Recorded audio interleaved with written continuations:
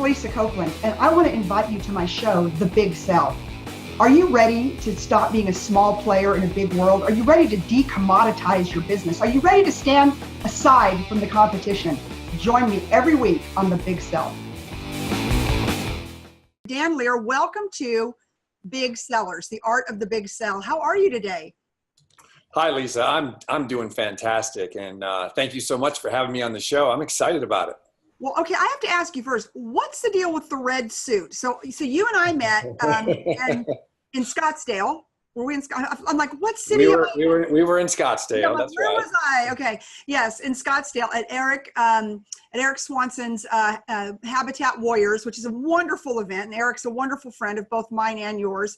And I saw this big, tall guy come out with a big presence with a red, was it velveteen or what was it made out of? Oh, it was some special selling suit that I had. It was a selling suit. I'm telling you, I would have bought that thing if I was still in the car business. I could have sold some cars in that suit, my friend. Yes. Do you know how many Santa Claus outfits I had to take to make a suit for a 6'8" guy? Are you 6'8"? Yes, I am. You know, my grandson, my oldest one, who I'm obsessed with, and anyone who follows me knows that, my Eli, he is, he's super tall. And so we took him to the doctor, to a specialty, and they said that he'll be 6'8", 6'10". Nice. Good. My daughter has birthed Shaq. So just stick a ball in him. And then none of us are ever going to have to work again.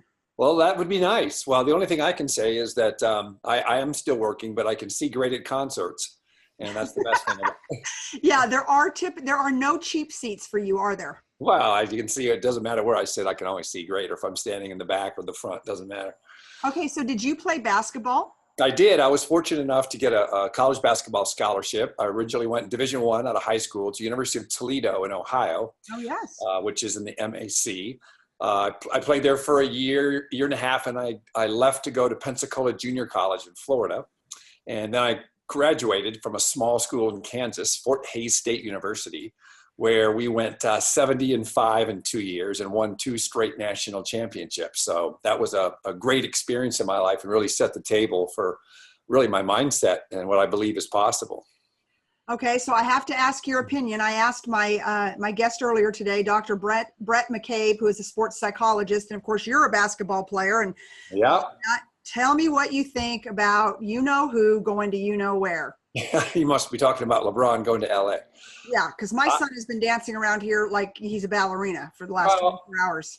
I think it's fun for the league. Lakers fan. Yeah, well, big time for the Lakers, big day for the Lakers, and I think it's fun for the fans. It shows there's a lot of intrigue about what's going to happen this summer as far as free agency and where are some of the other players going to go. But it sure is fun for LA, that's for sure. Well, you and I are free agents, and we're not making $154 million. Maybe you are, because if you are, we're going to talk about that today. Yes, we'll talk about my training platform. Yes, absolutely, absolutely. So, tell our viewers, how did you start your speaking career? I kind of teased everybody with Tony Robbins, who I'm just a huge fan of course. But I want you to tell everybody how you got started, because you are a phenomenal speaker, and I am such a speaker snob. It's not even funny. Thank you. Yeah. Thank you. Well, that's a great question. And people ask, and you're a speaker, how'd you get started in speaking? Where did you go? And a lot of people, you've been around the block. They'll say, well, I did Toastmasters for a while, or I was a corporate trainer, whatever. But I was fortunate. I found a way, which I'll tell you the story. I got a job with Tony Robbins, and we were selling, I don't know if you know the deal, but we were selling seminar tickets. So my job was to get up in front of a room, mortgage, real estate, anybody in commission sales, and make a 30-minute presentation. And then, of course, we had the agreement that after we were finished, we got to sell tickets to see Tony Robbins. So from a sales perspective, it was incredible, because we're dealing with objections live. And then you get a chance to overcome those objections in front of people every single day. And so every day we're doing 2 or 3 of those talks. So, the key from anything in life to learning to being a great sales professional, being a fantastic speaker, is really getting in reps. It's really about getting reps in. For me, 3 a day for 6 years. I mean, literally I did over 2,000 talks in 6 years. Wow. So, and those are probably low numbers, but those are real numbers. And so, you get pretty good pretty fast when you're doing 2 or 3 times a day. So it's just like anything else. The more reps you get, the tighter you get, the more you can deal with situations, the unknowns, how to handle people, all those types of things. So that was a blessing for me. And that has served me well in my career. So what kind of pushback? So you're up there and you were coming into sales organizations. I'm sure there was a whole team at Tony Robbins that was booking you to come in and talk to these sales organizations, get them jazzed up, and then at the end come in for the kill to buy the ticket, which are not cheap with Tony Robbins, but I've seen him in person. He is worth every dime. He's fantastic. Yeah. What was some of the biggest pushback that you got from sales, or when you were done and you knew you crushed it? What kind of pushback did you get? Well, it's always the same, so there. Again, first of all, we weren't selling to the organization, we're selling to the individuals, right? So organizations are too cheap to pay. Not always, but that's just the kind of model that we use. And so the objections of going to see Tony Robbins or anybody else are the same. Well, I'm not sure if it's going to work. I don't have the time. I don't have the money. I got to talk to my wife. I got to talk to my husband. Oh, that's on a bad day. There's just when you're finding reasons why you don't want to get better, there's a lot of them. But honestly, there's only about 3 or 4 or 5 of them. And so as a presenter, if you can take care of those objections in the talk, what we call pre-frames, and then of course you get to the end and you really have to talk about what the objections are. That they really, what are the 2 objections? And we, as professionals from front of the room sales, when you're in a short-term selling situation like that, where you've got, 30 minutes, you don't have time for this whole psychological close. So you really kind of make the assumptive close and say, ladies and gentlemen, going to an event where you're going to improve your quality of life and make more money, there's only 2 reasons why people wouldn't go. And of course, that's time and money. And so then, of course, you overcome time and money, and then you're closing them. So it's like anything else. It's right. You have to move the person from a reason why they wouldn't buy to a reason why they would buy, and take away the objection. So it's really nothing unusual. It's just front of the room, in front of people, overcoming objections. But it's live because I can't imagine, and I didn't ask you if you had any other sales experience prior to that, but I would not want to be the person who would have to go back and report to Mr. Robbins himself. Hey, I only closed about half of the room, because knowing Tony Robbins, he would probably go, "You suck. You're fired." Well, he's actually a great leader. So he wouldn't say those words, but he would move you in the right direction. So we had quotas like anybody else. So at the end of the cycle, which was our selling cycle, which anywhere from 8 to 12 weeks, we would have numbers that we were expected to hit. And the people who didn't hit those numbers, they went on probation, which was typically one cycle. And if they didn't hit those numbers again, they were pretty much gone. So, it should be, don't you think, in any sales organization? I think I've seen so many sales organizations over the years hold on to people, and it wasn't because the people weren't talented. It was because they weren't willing to do the work. And so, so they'll bring me in to work with underperformers, and I'm like, I think Mary's very talented, but Mary's not willing to do the work. Right. So I would rather have somebody with no talent and all heart, because we can teach them how to sell as long as they love people. That's right. On that. Right. And that's right. But if they don't have the work ethic, if they're not willing to get up there and put it all on the line, or get in front of somebody and put it all on the line every single time, you're never going to be great. Yeah. Yeah. Well, everybody was working hard. So it really got down to a certain skill level. It really did, because you're getting reps in. And so if you're in front of, if you did, 30 meetings in a month, 30 sales meetings, or what you want to call them, that's a pretty good selection that you're going to get. So you can average out those numbers. And if you're, it was all about revenue or tickets per meeting. And so the average ticket, I was selling like 5 tickets a meeting. And if, you weren't in 3.5 or something, you were just below average. And so, it's like anything else. And the other thing is, it's 100% commission. So if you're not selling tickets, you're not making any money. So why would you want to stick around? Right. Okay. Right? So did you love it? Did you love doing it? It just seems like you're so high energy that that's a perfect job for you. Yeah. Well, it probably sounds better than it really is. I think that people would, the allure to go work for Tony Robbins is amazing. So people would, oh my God, that'd be great. And then, the ones that did get hired, which I was the guy that hired them after a bit, they realized that it was a real sales job.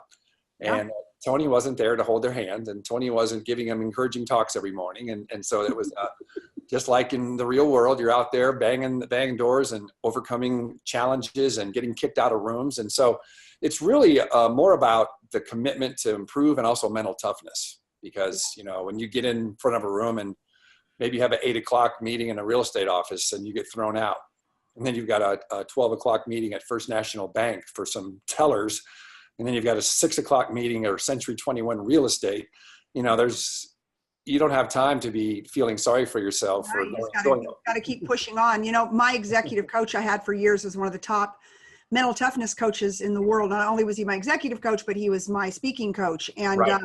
You know, and it was good for me. You know, I mean, not that I didn't always think I was pretty tough, but, you know, learning how to, repurpose fear, compartmentalize things. I think that was one of the biggest takeaways I learned in studying mental toughness all the years I did was how to compartmentalize. Like, I can't let what just happened at the bank mess up the next meeting at Century 21. Right. Right. And even though as people, I mean, you know, in my new sales course, it's fierce, and the C in fierce is crushing approval addiction. Nice. And that is the hardest thing for people to do is I want you to like me, Dan. I want you to be my friend, but you may not like me. Right. Yeah. And that's so hard for salespeople. We had those issues. So I think after I worked for Tony for 6 years. And I think after the second year, I was the quote unquote leader, the sales leader. And so I would hire all the speakers and train them and whatnot. So, you know, we would find out real quick if you had what it takes. And I really think that the mental toughness is something that's overlooked a lot in sales. I think that it's an intangible that is really a big part of your success in sales and in life. So you can learn all the sales skills you want, but if you don't have the ability to bounce back and to push through, I mean, you're only going to reach a certain level. And I think you'd agree with that no matter what you're selling. Yeah. Yeah, try selling cars. Like, you know, I mean, seriously, you know, people are so nice up until you start talking about money. That's right. Yeah, I mean, it's just the greatest training ground in the world. I think one of my books someday is going to be, I learned everything I learned in life about being a car salesman. Like, that was it. Just being a car salesman taught me everything I ever needed to know about success, because people roll you around pretty good. Oh, yeah. Yeah, absolutely. I spent, after I left Tony, I think I consulted with BMW for about 11 years as with their salespeople and their service advisors. I was training them on how to write up customers and how to move them through the sales process and how to upsell and all that kind of stuff. So I have a lot of respect for the auto industry. You know, people don't understand how tough it is, and it's a tough biz. Yeah, it's a tough biz. It's not for sissies for sure. It's okay, not. So move us past Tony Robbins, and then 11 years were you were doing something different than what you're doing now, or? When I left him, I didn't know what I was going to do, so I opened up my speaking and training business, and I was just attempting to figure out what I wanted to do. So I did the same thing I did with him. I went out. I lived in LA, and I was doing sales meetings just like I did for Tony, except I was doing them for myself. So you can imagine walking into South Bay Toyota, and I'm saying, I'm doing a same talk I did for Tony Robbins, except at the very end, I'm selling me. So I sold tickets to my own events for 3 years in LA.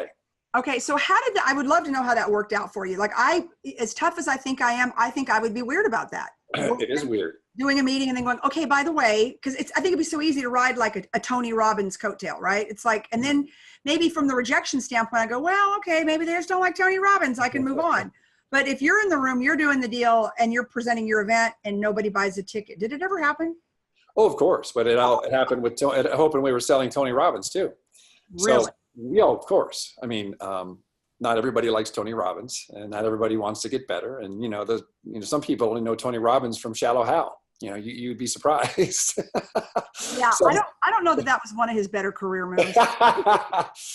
So, but what we realized when I worked for Tony, what we realized is that even though Tony was a big name, they weren't buying Tony Robbins. They were buying us, the salespeople. True.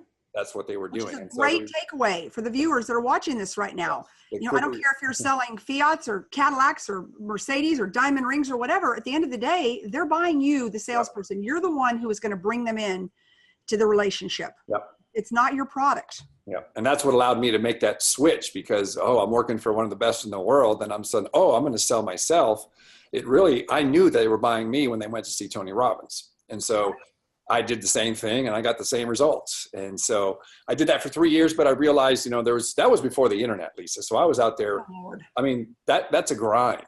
And so It's a real grind. That's crazy. So anyway, I did that for a while, and then I moved to Vegas and really decided. Where you live now? I live here now in Vegas, and I decided to focus more on corporate keynote. So I built my keynote speaking business specifically for corporations. So now I get hired by Pfizer, Verizon, Anthem, Blue Cross Blue Shield. I do, customized talks for companies rather than in the public market, which is, and I've been doing that for, since I arrived here in Vegas in 2013. Wow. Yeah, that's me too. I tend to work more in the private markets than I do, holding my own events. Although, and I think my dear friend Sharon Lechter, she and I had a great event here in Texas based on her book, Think and Grow Rich for Women, and we sold it out. And I was really proud of myself because I've never put on an event. And, we were selling Sharon and I. And, awesome. But, Sharon Lechter's easy to sell. Yeah. I mean, right? Sharon's great. Sharon's great. Yeah. It's fantastic. Yep. So how many keynotes a year are you doing right now? I did 62 last year, and we're on track for probably a little less this year, but I've got good things going on. And plus I was, as you know, I was sick for a while, so my pipeline did not get filled as it could have. So what's that? I said, you look like you're doing great, full of energy. You look fantastic. I appreciate that. I feel good.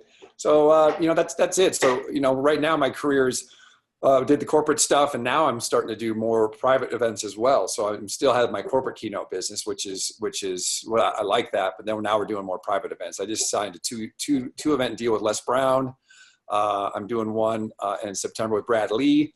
I'm doing a speaker training here in Vegas with a guy named Todd Hartley, who's an incredible marketer. So we've got a lot of good stuff going, and just, it's game time. I'm healthy right now, so I want to see how long I can keep it rolling. Well, and will you share with our viewers a little bit about your journey with that? I just remember I was so blown away by you, and just like I said, and you're 6'8", so now I'm kind of visualizing what my sweet Eli is going to look like. That's right. I just got to get a ball in his hand. That's it. Got to get a ball in that child's hand. Get a ball in his hand. All that's day for long, sure. every day. That's right. So the quick story is, I was not feeling well for literally a couple of years. I was just getting weak, and I couldn't figure it out. I thought I was getting old. Hey, man, I'm getting weak. I'm not. Maybe just tired after 2,000 events. I don't know. But I've just always been that guy that was always exercising, and but all of a sudden I wasn't able to recover. And then I started, because I was feeling I wasn't able to do things. I started doing yoga and spin class. So that was great. I loved yoga. I loved spin class. And pretty soon I was barely able to do yoga, and I couldn't do spin class. And so all this time, at least, I was going to doctors, literally 24 months of looking for 18 months in Vegas.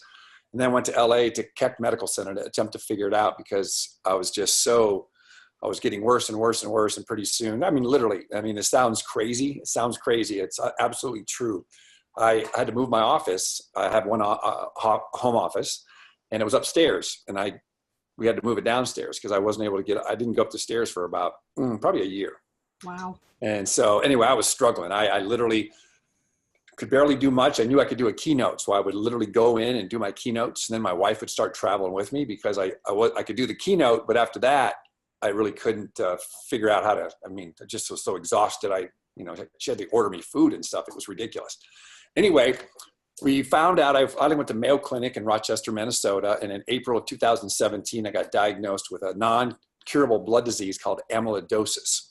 And specifically, it's called cardiac amyloidosis. And what it is in layman's terms, your bone marrow has plasma, and it produces these proteins that go out in your system. So for the sake of the easy illustration, imagine that your bone marrow and this plasma creates these proteins, and they get folded into shapes. So let's say you get a star shape and a square shape and a shape that looks like an orange, whatever. And those shapes go out into your body, and based on the way they're shaped, they're building blocks. They go certain places, right? Well, some of the proteins that got built in my bone marrow were not folded properly. They're called rogue. They're not useful. So they don't go anywhere. The problem is they're non-perishable and non-biodegradable, and they're sticky. And so amyloid is a Greek word for sticky. So they're really sticky proteins, amyloidosis. And so the problem with those amyloids then stick to your organs because they don't have any place to go. And then they start to fiberize and they start to squeeze and literally shut your organs down. And so mine were collecting on my heart. So all of a sudden, here's this guy that's super, super healthy. Pretty soon I'm not able to walk. I'm taking puffers. I'm taking pills. They've got me on everything.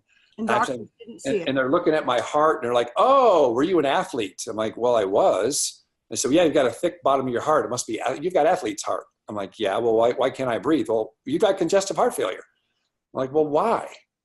They said, well, what's your eating habits? And anyway, got diagnosed at Mayo April 17th, and I started chemotherapy literally the week after, and I got on a drug trial. So I've been on 3 different forms of chemotherapy. I just finished my 56th treatment last Monday. And, I just, it's been as oddly as it sounds, Lisa, it's really been an amazing gift that I got. Because you always post about, like, you talk, I follow you every day. I on your Facebook page because I want to see what you have to say, because, I saw this morning on Kelly and what's his name? Kelly and Ryan, okay. that there was a gentleman, and everybody watched it out there, but they were all in Greece. And this gentleman was given 12 months to live, and he was back in the U.S. And he said, you know what? I'm going to go back to Greece. He had incurable lung cancer. Right. And he went back to Greece, and he smoked. He made his own cigarettes, made his own wine, whatever. He lived to be 107 years old. So, and Ryan Seacrest was telling the story today. So, I think so much of it is mind over matter. And he knew he would go back and he would live the life that he intended to live. And he just died at 107 years old. Wow. And no, he was not 106 when he got the lung cancer. He was like 60 something, right? Well, so, I would like that. Hopefully that's the case for me. We're moving through it. We don't really have a clear picture of what it's going to look like. It is non-curable, but we can maintain it and treat it. So in my situation, they really talk about life extension, and it's a real sobering conversation. And 40% of the people who get the disease that I have, they die within the first year. So because it's not diagnosed and it builds up in their system. So I think I was fortunate. I caught it a bit earlier than some, but we're just, we're moving through it. But what it's really taught me, Lisa, is, I guess you'd call me a high energy salesperson, right? I guess you kind of categorize me there. And, since I've had the disease, if you will, I'm present with people. I actually look them in the eye. I actually listen to them speak. I respond to them versus attempting to beat them to their next question. And I find that my life is more enjoyable and my sales have gone up and my keynote speaking has improved just because I'm more in the moment. And I realize that, as corny as it sounds, this is the only moment that I have. So I just work on living that way and really sharing with people and connecting with people. And it's something I probably wouldn't have done if it wasn't for the disease. So as a result, my relationships have improved with my kids, with my family, with other people that I know. I'm more open and more vulnerable, and people like that. Yeah, I was going to say, I think the vulnerability thing, because like I said, you and I just met that first time, and I spoke after you, I think, but and you know how it is when we're at events, we're speakers and there's always, a lot of them. And so typically you're just kind of like, whatever. And, waiting to come on stage and all that. But when you came on there and that, tall, high energy, the red suit, I was like, this guy's interesting, and of course I'd read your bio. So, and you were sales. So see, a sales speaker, I'm always going to listen to. Talk to me about something else, I'm probably not. A sales speaker, I have high respect for. And so then, when you got into it and I thought, God, this is really a nice guy. And then, but powerful. And then you got into your story and that's what hit me. I said, look how vulnerable he is. Like, it blew me away. And I remember looking over at Sharon and she's just like, wow. And I'm like, yeah, wow. Wow, because you were vulnerable. Wow, because you were powerful. Wow, because you were just standing there going, this is me, hear me roar. It was amazing. And so I think it's an amazing testimony that I'm going to bet is going to go on for 10 and 20 and 30 more years, because I think a lot of people need to hear it, because I don't think anybody's promised. I know nobody's promised tomorrow. Yeah. So everybody comes into their own, and you really realize you've got to be present and vulnerable, which is something that my team is working on with me, right? Coming out of a pretty male, tough, dominated industry, it's hard to be vulnerable. Totally. working on it because I think it's important. I think it's important to connect with audiences. And I also think it's important to connect with your prospect, right? Your sales prospects. Yes. Yeah, and you know, what I learned, I think I already always knew this, but the fact is, you know, people buy from people they like and trust. End of story. Mm-hmm. You know, you can have all the sales techniques you want, but people buy from people they like and trust. And the more vulnerable you are, the more people tend to like you because, you know, everybody's different, you know, but I'm 6'8".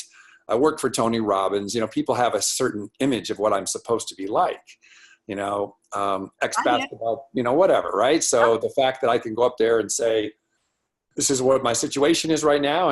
And here's what we're going to do. And, you know, people have responded to that. And instead of saying, hey, feel sorry for me, I'm just like, this is what we're doing. And here's these tools you can use as well to impact your life and your career. And like I said, people respond to it, but it's really the manner that I'm giving it, you know? Well, because it's in a very authentic manner. And, you know, when I heard you speak, I certainly did not expect that coming. Yeah. And so, you know, it was like, okay. And it makes you pause. And that's what I love following you on social media because, you know, you might be at Mayo doing a treatment, or you might be just, you know, enjoying the moment and just really making me think about like, you know what, I need to go enjoy that moment. Like I went and floated in a river yesterday, and nice. and a friend of mine called me this morning, and she said, I wanted to write so many things on your Facebook page when I saw you floating in that river drinking beer. And I go, well, I wasn't drinking beer, but I was in the river. And she's like, I don't even know you anymore. Like, no, right. You do know me. You do know me. I just want to just kind of like go. So my best friend and my co-author and her husband and my husband, we just went and just got in tubes in a river, which we haven't done since, I don't know, ever. Right. Ever. Well, that's good. I mean, that's what you're supposed to do. And also just, you know, being, you know, not just taking time to enjoy off work, but also when you are working to really connect. And one of the things that, you know, that I learned when I was working for Tony Robbins, and I still use it today, is, you know, I'm walking into a sales meeting or I'm walking to a presentation and just asking myself the question is, who do I need to be right now to really connect with these people? And that's the question. It's not about how good you are. Right. Because I know that I'm very good, but that's not the question. The question is, who do I need to be right now? And so typically what answer would come back to you? Who did you more times than not feel like you needed to be walking into those situations? Somebody who's loving, caring, and kind, mm-hmm. and cares about these people. Mm-hmm. Now, that sounds really corny, I know, but when you really feel that way and you walk up in front of the room, I mean, if you believe that the whole universe is made up of energy particles and we're exchanging energy, if you really believe that, which I do, then if you go up in a state of gratefulness and the fact that you want to help these people and you love them, they can feel that. Yeah. And so it doesn't matter what I'm doing. I'm still walking up in the same way because as far as I know, you know, I have no clue what's going to happen to me in the next year. And so I'm just attempting to be the best I can be every day. Well, you have been amazing. And, you know, and I love that you said that because I do believe in the energy piece. I know and if you're not a speaker, you don't really realize it, but when you are on the stage and you've got high energy, like this, I was just at MIT and that was a very high energy audience. And boy, I could just feel it. It was like it wasn't work. It almost propelled me for 2 hours on that stage. And that's a very long keynote. And you know that for 2 hours. Right. Yeah. And which is why on my podcast, I always have a guest because I have done one by myself and I didn't even want to listen to it. Right? It's like, I've got to have somebody to talk to, somebody to feed off of. Like I have to have that energy. And so for everybody out there, you know, we are beings that I believe, and I know that Dan believes that we thrive off of energy, and that's what fuels us. Right. You know, and that's why, you know, I told all the people I've trained over the years in sales, I'm like, whatever business you're in, you know, don't love the business, love the people. If you love the people, the business will come. That's great coaching right there, Lisa. Yeah. So let me take a minute and share with you, I think, you know, one of the things that I think people talk about sales, and there's a lot of sales ways to do it. But like I said previously about the speaking, if you're not training every day, then you're really not training. You know, I mean, it's like you don't learn how to play golf by watching the Golf Channel. You know, you don't learn how to sell by going to a seminar. You have to do it. So what we did is, you know, we developed this incredible online virtual training platform. It's called crushyourquota.com. Ooh. That's a great name, obviously, but it's a virtual online selling platform where you can get trained by me. And it's obviously, if you don't like me, you're not going to like this platform at all. But it's set up in a way that it's broken down into 8 different modules, all the way from, the psychology of selling all the way down to getting referrals. And in each side of one of those modules, there's multiple chapters, like 6 or 7 chapters, and they're all video based. So it's 3-minute videos, 3-minute videos where you can watch it. And then it gives you a test afterwards. So I teach people to get up in the morning, have their coffee, watch a quick session, 3 minutes, boom, start your day out with something positive. And then they start getting hooked on it, like it's part of their daily thing, like brushing their teeth. And then pretty soon, it's the law of environment. What you are around and you constantly hear, you become. So it's really a sales course to help them get reps about overcoming objections, about getting referrals, about creating value, those kind of thing in the sales process. So if anybody is interested in working with me for the year, it's very, very inexpensively. So it's ridiculous. It's almost embarrassing how inexpensive it is. So Tell us. It's embarrassing, quite frankly. So I lowered double it, and can I have half? You can. So you can. Just kidding, y'all. Just kidding. We get all kinds of hate mail on that one. Well, we started selling it for $997, and and then I really started talking to my wife about it, and I don't know how long I have, so I said, screw it, I want to help as many people as I can, so we just lowered the price to $199 for the year. Okay, everybody, do you hear that? Crushyourquota.com to work with this international rock star for $199 a year? I know. People are my people are mad at me, and so is other people, but that's what it is, and so we're rolling with it. And is this good for any segment? If you're a realtor, if you're in the car business, insurance, financial services, retail, whatever it may be. I mean, because selling, right? Selling is selling. It's here's how I explain it. Like, people say, well, we have a certain sales model at our company. Well, what I say is, if you're a basketball player and you get traded from the Golden State Warriors to the Houston Rockets, you're still playing basketball, right? They're just running certain sets or certain plays, but you still have to shuffle your feet. You have to shoot free throws and get rebounds. So it's really a fundamental sales program that can teach you how to build rapport with anybody, how to overcome objections, how to close, all the things that you need. And then you can specialize it for what you do. Yeah, and I love that, and that's why I bring on all of you sales gurus, because each one of us teach it a different way. But I follow, now including you, I follow so many different. I have Tony Robbins stuff. Whoever's, because I think that you need to not just be looking at one person. And so for $199 for 12 months, I'm going to post this. Don't worry about it. My goodness. You're killing me. I know. I'm not launching my new school for another 60 or 90 days. Yeah, we'll get that one out of there. Mm-hmm. So thank you for that. Thank you for that. It's been doing really well. We're excited about it. We've had it up for over a year and a half, and people are just getting incredible results. So incredible results. And you know what? And that's what I love about you, because you do what you love and you love what you do, and the money will come. That's and right. You're not worried, because at $199, if you guys aren't getting, you're not making very much money on that deal at all. But as it builds, but because you are so genuine, and because your content is so good and it's so strong, and you're putting it at an affordable price for people to buy it. I mean, ladies and gentlemen, if you cannot invest $199 in yourself, you're in the wrong business.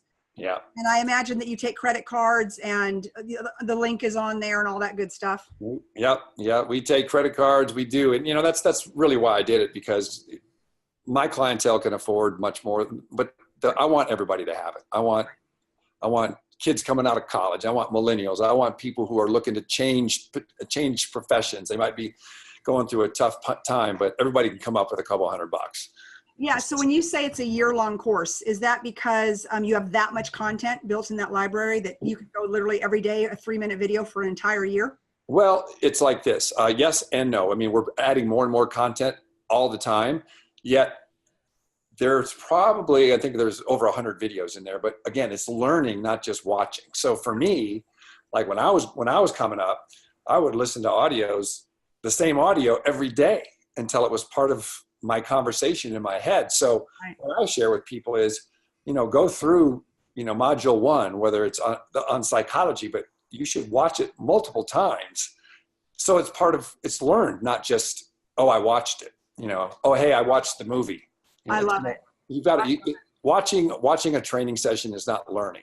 So you've got to get multiple. That's why I made them short, because you can watch them oh, I could watch it every day for a week because it's only 3 minutes long. And then I can get that word track down. Yeah, because and 3 minutes is the ticket. I know It is. recording big courses. I mean, that's newer to me, much newer than speaking. But anyways, I'm learning that. And they're like, we don't want you over 4 minutes. 4 minutes is there. And they're like, not over 4. I'm like, why? Because people won't listen to it. I'm like, really? I'm so surprised. So surprised. So surprised. You mean you don't want to hear me chirp at you for 45 minutes when you wake up in the morning? That's right. That's right. That is so exciting. And so I just want to thank you for coming on and being authentic and transparent and telling your story. I'm going to post, and it's how to crush sales quotas or crushing sales quotas. It's just crushyourquota.com. See, this is what happens when you're a little ADD. I'm ready. That's okay. And y'all, I'm going to post this as soon as we get off. Yep. Crushyourquota.com. Okay. And for $199 a year, you can be trained by one of the greatest sales professionals, masters, speakers in the country, in the world. And I just think that's wonderful. And what a huge give back. Because, you know, your legacy is not your end of life story. It's your everyday story. And so the way that you're building an amazing legacy for the next 100 years, when you're in Greece at 107, just like that little man, because I believe that. But what a legacy that you have left, you know, for salespeople. And I think that's what we all want to do as leaders, right? We want to leave a legacy, and we want to help that next generation, or even our generation, do bigger and better things than we did before. Yeah, I think it's kind of interesting as you move through your life in different levels. I mean, that's really where I am at right now. I want to help as many people as I can. And so, yes, that is the answer. $199 a year. I mean, seriously, y'all, that is like winning the lottery. This is it's at least a $1,000 to $2,000 course. I know, because I sell these for a living. And so just the fact that, you know, you're so generous with that, because, you know, the amount of hours and expertise, and I know the platform that it sits on, which is a very, very expensive platform for you to maintain and operate on a monthly basis. But an excellent one. That's just really generous of you. And Thank you. Yes, I can just see forever and ever, you know, people are just going to be talking about you. So thank you again, my friend. You're welcome. I wish you continued success and continued good health. Thank you so much for just sharing with us on social media. Follow Dan on social media. I'll also tag a couple of his Facebook pages, and, you know, just be encouraged by him every day. You know, we never know what tomorrow holds, and he is living the moment every single day, and you're living large, and you look like you're having a lot of fun doing it. Thank you, Lisa. I appreciate you having me come on, and you can reach me on any platform basically at Dan Lier. That's DANLIER. So Instagram, Dan Lier, Facebook, Dan Lier, Twitter, Dan Lier. So easy to find. Thank you, Lisa. Lear Jet, but it's spelled differently. Yes, that's what I say, the Lear Jet, but LIER. Thank you, Lisa. You're so kind, and thank you for having me. Thank you.